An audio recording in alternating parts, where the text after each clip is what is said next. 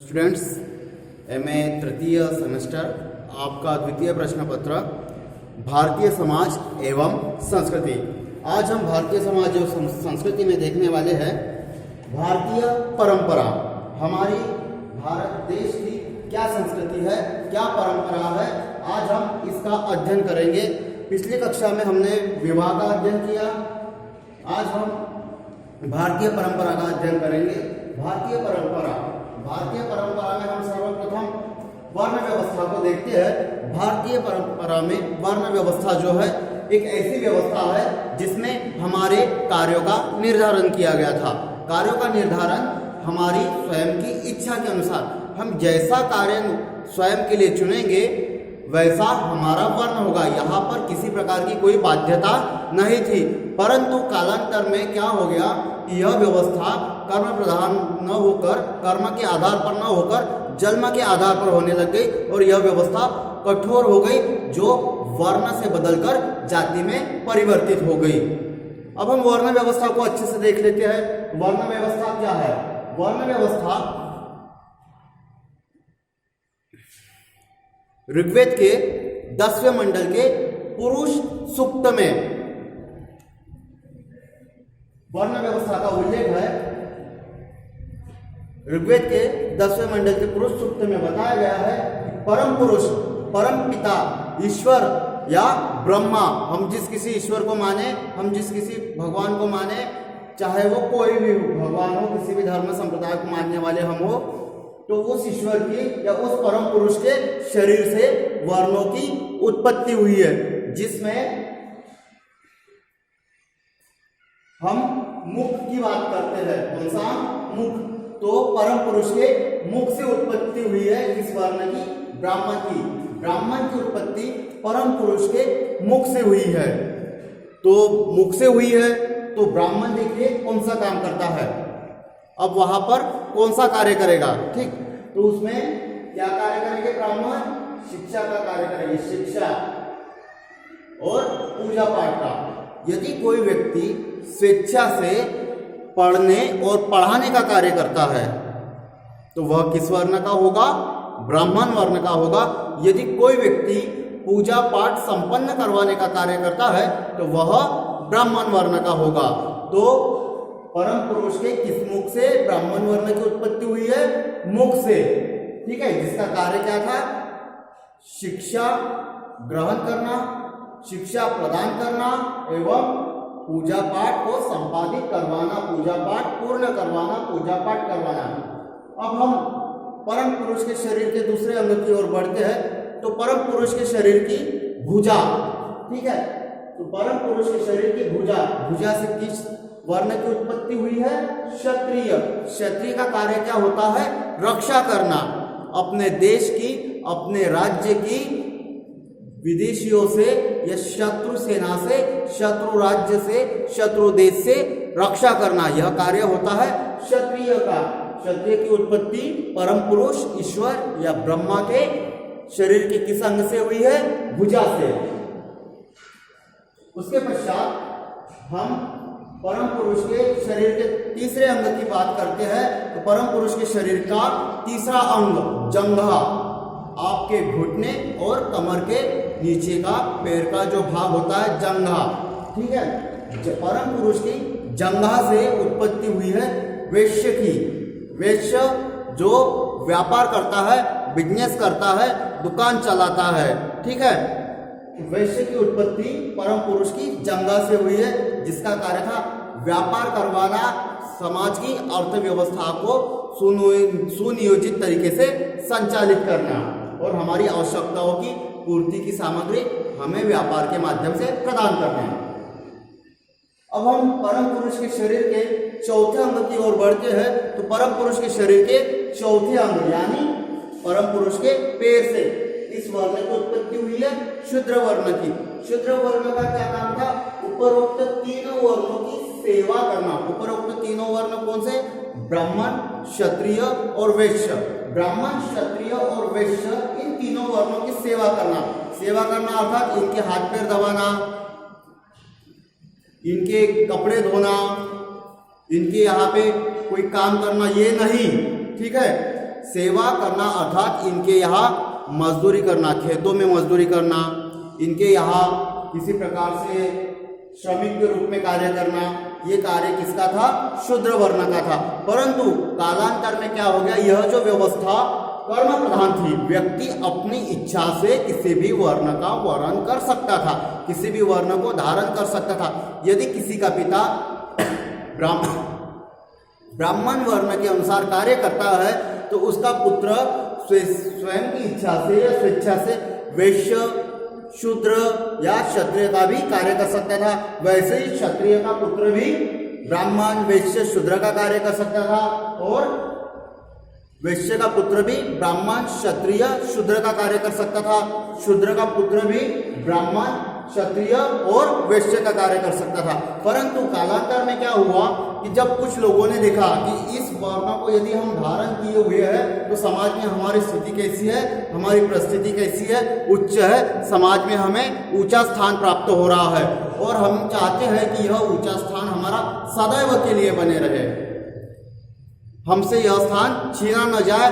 तो उसके फलस्वरूप क्या हुआ, कुछ वर्णों के लोगों ने जो उस समय उस वर्ण के अनुसार आचरण कर रहे थे, उन्होंने इस व्यवस्था को सरल से जटिल बना दिया।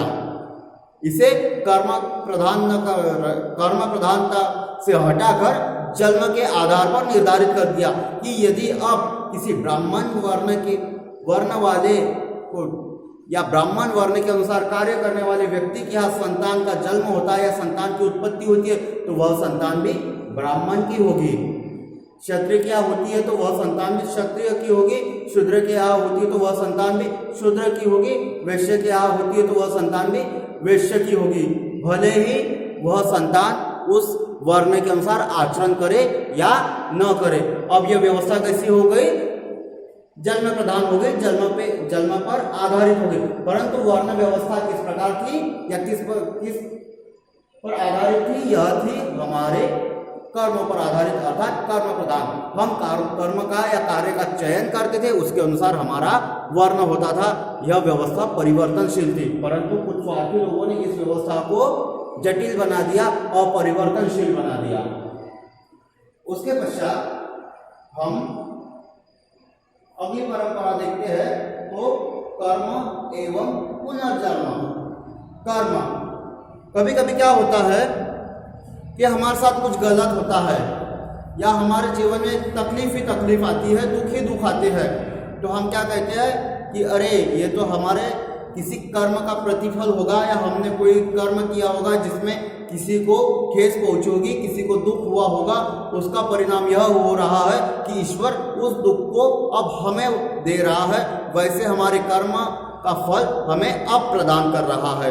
या कभी कभी ऐसा होता है कि हमने कभी जीवन में किसी के साथ गलत नहीं किया पर फिर भी हमें दुख को भोगना पड़ता है, दुखों को भोगना पड़ता है। उस स्थिति में हम क्या कहते हैं कि यार अभी तक के तो हमने कभी जीवन में किसी का नुकसान नहीं किया, किसी के साथ गलत नहीं किया। उस स्थिति में हमें हमारे बड़े बुजुर्ग या फिर हमारे धर्म ग्रंथ या फिर स्वयं हम कहते हैं कि नहीं, किसी ना किसी जन्म में मैंने किसी के साथ गलत किया होगा, उसका प्रतिफल आज मुझे यह कष्ट भोगकर चुकाना पड़ रहा है, जिसका फल आज ये मुझे तकलीफ के रूप में या कष्ट के रूप में ईश्वर द्वारा दिए जा रहे हैं। कर्म का सिद्धांत, यह एक ऐसा सिद्धांत है जो व्यक्ति को संतुष्टि प्रदान करता है, व्यक्ति को संतुष्टि प्रदान कर उसे मानसिक शांति प्रदान करता है कि हम किसी कार्य को करने के पश्चात भी दुख को झेल रहे हैं या हमें सफलता नहीं अर्जित हो रही है, इसका अर्थ कि हम पुराने जन्मों के कर्मों का फल मिल रहा है। हमने हमारे पुराने पिछले जन्म में या किसी जन्म में जो गलत कार्य किए थे उसका इस जन्म में हमें फल मिल रहा है। ये है कर्म का सिद्धांत। और फिर पुनर्जन्म की बात करते हैं तो पुनर्जन्म भी कर्म से ही संबंधित है। जैसा हम इस जन्म में कर्म करेंगे, किसी के साथ अच्छा व्यवहार करेंगे, तो हो सकता है कि हमें ईश्वर अगला जन्म ही ना दे, हमें सीधा स्वयं में विलीन कर ले, अर्थात हमें मोक्ष मिले। ठीक है, मुक्ति अलग होता है, मोक्ष अलग होता है। मुक्ति अर्थात हमारी आत्मा मृत्यु लोक से निकलकर ईश्वर के लोक तक पहुंचती है, उसके पश्चात हमारे कर्मों के अनुसार हमें ईश्वर अन्य लोकों में भेजता है। ये तो मुक्ति थी। परंतु मोक्ष क्या है? यदि हमने इस जन्म में अच्छे कर्म किए, किसी का दिल नहीं दुखाया, किसी के साथ गलत नहीं किया, सभी के साथ अच्छा व्यवहार किया और सभी की मदद की, एक आदर्श व्यक्तित्व बनकर आदर्श स्थापित किए, तो उसके प्रतिफल में क्या होता है? ईश्वर हमें मोक्ष प्रदान करता है, अर्थात हमें जन्म मृत्यु के चक्कर से मुक्त कर देता है, स्वयं में विलीन करता है। हम मानते हैं कि हम ईश्वर का ही अंश है और अंत में हमें ईश्वर में ही मिल जाना है। परंतु यदि हमने कुछ ऐसे कर्म किए जिसके कारण किसी को दुख या तकलीफ झेलनी पड़ी, तो उस स्थिति में ईश्वर हमें अगले जन्मों में या इसी जन्म में सजा देंगे, दंड देंगे। ये है पुनर्जन्म का सिद्धांत। पुनर्जन्म से संबंधित एक सिद्धांत एक बात मेरे मस्तिष्क में आ रही है पुनर्जन्म और कर्म से। महाभारत काल की बात है। भीष्म पितामह बाणों की शैया पर लेटे हुए थे। तब उन्होंने प्रभु श्री कृष्ण से कहा कि हे केशव, यह मुझे जो वेदना हो रही है, यह मेरे किस कर्मों का प्रतिफल है? मेरे पास जो दिव्य शक्ति है, उस शक्ति के आधार पर मैंने अपने पिछले 100 जन्मों को देखा और पिछले 100 जन्मों की बात करते हैं तो उस 100 जन्मों में मैंने किसी जीव को कोई नुकसान नहीं पहुंचाया। तब ईश्वर ने कहा कि हे पितामह, आपने 100 जन्मों को तो देख लिया, पर उसके पश्चात के जन्म को देखने की शक्ति आपके पास नहीं थी। जो मैं आपको बताता हूँ, उसके पहले का एक जन्म जो आपका था, उस समय आप एक राज्य की सेना के सेनापति थे। जब आपकी सेना वहां से गुजर रही थी तो आपकी सेनाओं के सैनिकों को रास्ते पर एक सर्प मिला जो घायल था और वेदना से करा रहा था। तो उस समय आपने उन्हें कहा कि उस सर्प को एक तरफ रख दीजिए। तो यह उस सजा का उस कार्य का प्रतिफल है। तो उन्होंने कहा प्रभु, तो मैंने तो कहा कि एक तरफ रख दीजिए, फिर ये प्रतिफल कैसा? तो प्रभु ने बताया कि आपने जो आदेश अपनी सेना को दिया, आपकी सेना ने सर्प को उठाया और एक कटीले झाड़ी पर फेंक दिया, जिससे उसके कांटे उस सर्प के शरीर में चुभ गए। और वही स्थिति आज तुम्हारी है। यह तुम्हारे पिछले 101वें जन्म का पाप का फल था।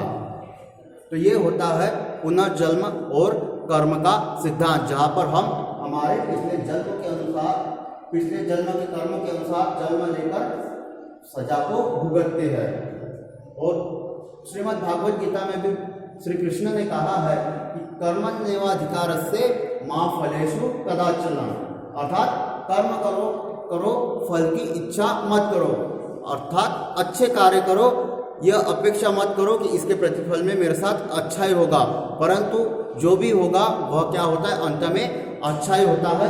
यह कर्म का सिद्धांत है। अगर हम अच्छे कर्म करेंगे तो हमें जो प्रतिफल मिलेगा वह अच्छा ही होगा, चाहे वह हमें इस जन्म में मिले, मृत्यु के पश्चात मिले या अगले जन्म में मिले। पर अगर हम गलत कर्म करेंगे तो उसका प्रतिफल हमें इस जन्म में, मृत्यु के पश्चात या अगले जन्म में सजा के रूप में मिलेगा, दंड के रूप में मिलेगा।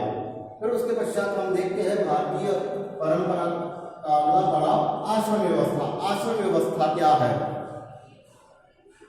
मनुष्य के जीवन को 100 वर्षों का समझा गया है।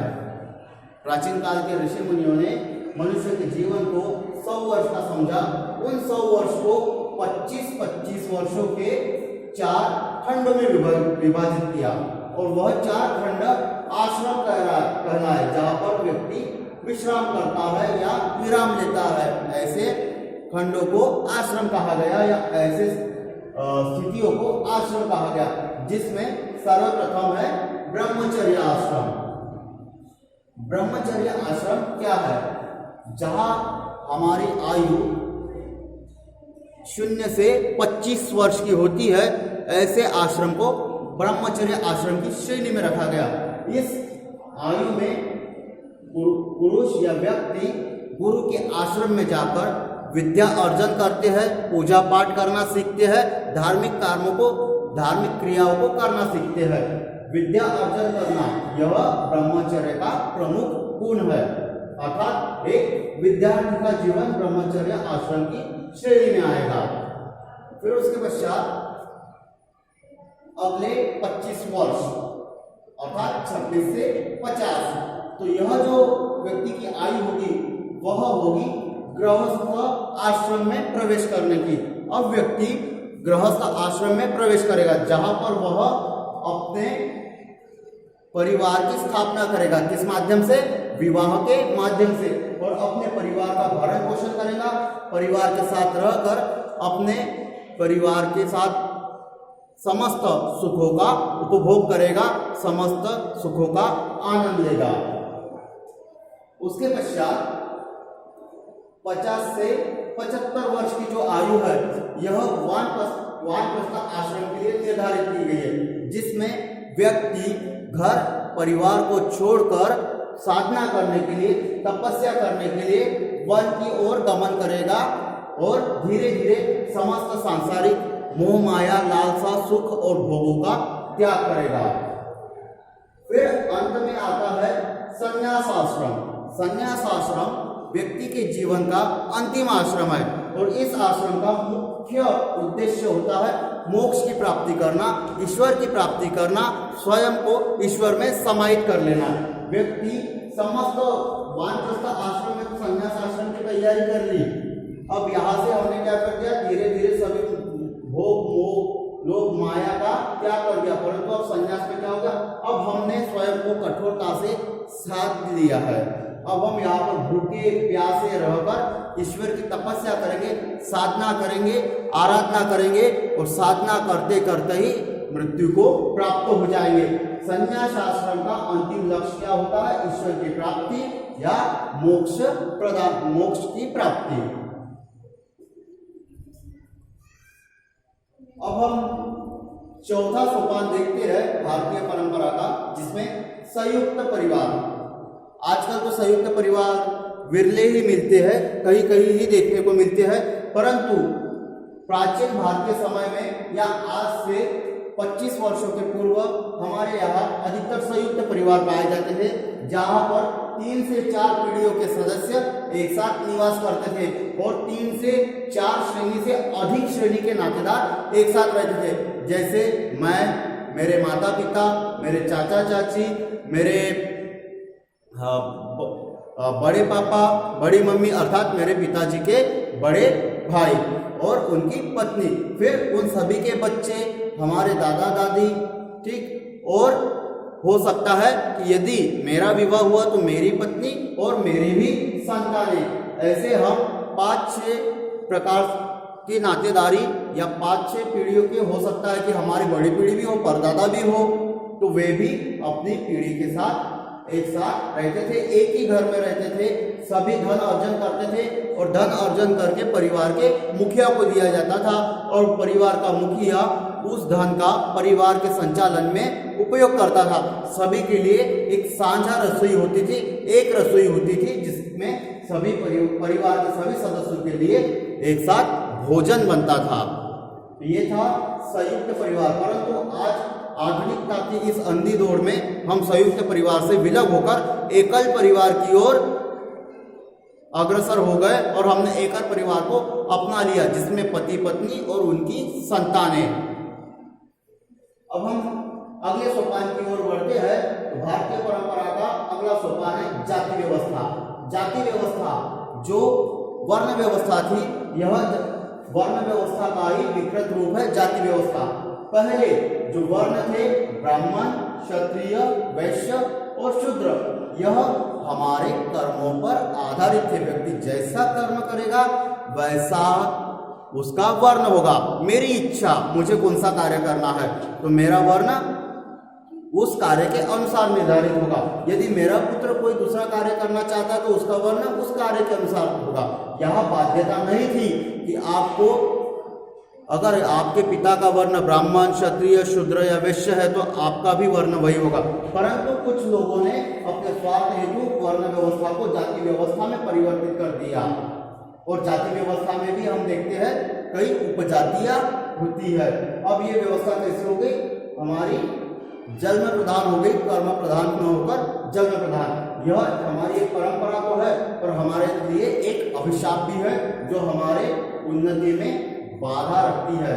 और यहाँ पर एक यह व्यवस्था एक प्रकार से हम कह सकते हैं हमारी अर्थव्यवस्था को चलाने में भी अपना महत्वपूर्ण योगदान रखती है। वह किस प्रकार से, हर जाति का एक व्यवसाय निर्धारित है जिससे प्रत्येक जाति एक दूसरे पर निर्भर है अपनी आवश्यकताओं की पूर्ति के लिए। परंतु अब वैसा नहीं है। अब क्या हो गया, हमने इसको कठोरता से लाद दिया, कठोरता से लागू कर दिया। जो जाति व्यवस्था समाज के कल्याण के लिए काम कर रही थी वो अब कठोर हो गई, समाज के लिए अभिशाप हो गई। और ये कुछ स्वार्थी लोगों की जो योजना थी जिन्होंने वर्ण व्यवस्था को जाति व्यवस्था में परिवर्तित किया और वह आज उनकी योजना पर वह सफल हो गए। उसके पश्चात हम अगला सोपान देखते हैं भारतीय परंपरा का विवाह। विवाह सभी का फेवरेट टॉपिक कह सकते हैं। विवाह की बात करें तो हमारे मुख पर एक मंद मुस्कान सी छा जाती है, एक मंद हंसी सी आ जाती है और मन ही मन हम प्रफुल्लित हो उठते हैं। विवाह क्या होता है, समाज द्वारा यौन संबंध स्थापित करने की सामाजिक स्वीकृति विवाह है। ठीक है, ये तो समाज शास्त्र की परिभाषा हो गई। और भारतीय परंपरा में विवाह किस प्रकार से महत्वपूर्ण है। भारतीय समाज में विवाह को महत्व दिया गया है पूजा कर्म के लिए। हम बात करते हैं रामायण काल की। मर्यादा पुरुषोत्तम प्रभु श्री राम जब अश्वमेध यज्ञ का आयोजन कर रहे थे उस समय क्या हुआ कि उन्होंने माता सीता का परित्याग कर दिया था। माता सीता का परित्याग करने के पश्चात तो माता सीता पूजा करने नहीं आ सकती थी। इस स्थिति में उनकी स्वर्ण प्रतिमा बनाई गई और उस स्वर्ण प्रतिमा के साथ यज्ञ पूजन किया गया। तो जब तक व्यक्ति के साथ उसका जीवन साथी नहीं होता, एक महिला यदि पूजा करती है तो उसके साथ उसका पति होना अनिवार्य है। एक पुरुष यदि पूजा करता है तो उसके साथ उसकी पत्नी होना अनिवार्य है, अन्यथा उसकी पूजा ईश्वर द्वारा स्वीकार नहीं की जाती। साधारण रूप से यदि हम हमारे घरों में होने वाली सत्यनारायण कथा को देखें तो स्पष्ट होगा, अकेला व्यक्ति का सत्यनारायण कथा कर सकता है? बिल्कुल नहीं। तो विवाह का हमारे भारतीय परंपरा में, भारतीय संस्कृति में प्रमुख उद्देश्य था ईश्वर की आराधना करना। व्यक्ति जब तक विवाह नहीं करता तब तक उसकी पूजा को ईश्वर द्वारा स्वीकार नहीं किया जाता, क्योंकि व्यक्ति के साथ उसका जीवन साथी नहीं होता, पुरुष के साथ उसकी अर्धांगिनी नहीं होती, स्त्री के साथ उसका पति नहीं होता, तब तक यह पूजा ईश्वर द्वारा स्वीकार नहीं की जाती। फिर उसके पश्चात विवाह के अन्य उद्देश्य भी है, जिसमें मृत्यु के पश्चात श्राद्ध तर्पण करके हमारे आत्मा को मृत्यु लोक से मुक्त करता है। कौन? हमारा पुत्र। यदि हमारा पुत्र नहीं होगा तो हमें इस लोक से, मृत्यु लोक से हमारी आत्मा मुक्त नहीं होगी और उसके पश्चात वह ईश्वर तक कैसे जाएगी? ईश्वर तक नहीं जाएगी तो उसे किस लोक में जन्म लेना है या अपने कर्मों के अनुसार कौन सा फल भुगतना है या उसे मोक्ष मिलना है, यह कैसे निर्धारित होगा? जब हमारा पुत्र होगा, हमारी संतान होगी, तो ही वह हमारी मृत्यु के बाद हमारा तर्पण करेंगे, जिस आधार पर, जिस तर्पण के कारण हम क्या होंगे, इस मृत्युलोक से मुक्त होकर ईश्वर के सम्मुख चले जाएंगे। फिर हमें हमारे कर्मों के अनुसार फल मिलेगा या हम ईश्वर में समाहित हो जाएंगे, अर्थात मोक्ष मिल जाएगा। और अंतिम जो उद्देश्य है विवाह का, वह है हर व्यक्ति को एक निश्चित आयु में यौन आवश्यकताओं की पूर्ति करना अनिवार्य होता है और यौन आवश्यकताओं की पूर्ति के लिए भी विवाह किया जाता है। यह भारतीय संस्कृति में विवाह का अंतिम उद्देश्य बताया है। अब हम अगले सोपान की ओर बढ़ते हैं। भारतीय परंपरा का अगला सोपान है धर्म।